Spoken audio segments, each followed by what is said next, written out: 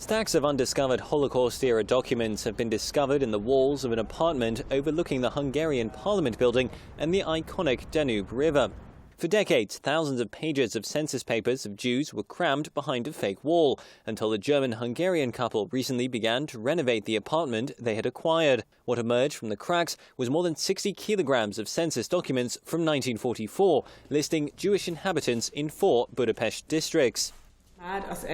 When we found the first batch of papers in a small hole, I had goose pimples all over, and we were near tears because of what these papers meant. We saw all those names listed. We even found familiar names. After some research, the couple decided to hand the papers over to the Budapest City Archives. The documents proved to be a major discovery, as for years it was believed that they had been destroyed in the war. The newly discovered census papers listed who was Jewish and Christian in each building, whether they were missing on forced labor or at the front when the residence was built, and what value it had. The information served to designate buildings as yellow star houses, where Jews would be moved later on.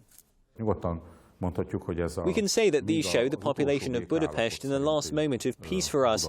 This is why it is also significant, and it is also a collection of documents that cover a large area. The documents, say experts, are in surprisingly good condition.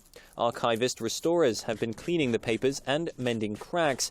Nearly 90% of the documents have already been restored and will be digitalized by next year.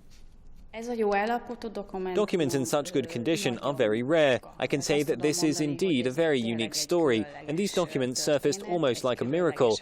It would be very good if the inhabitants of the buildings nearby would knock down their walls, and we would find the documents of the rest of the districts of Budapest from that time.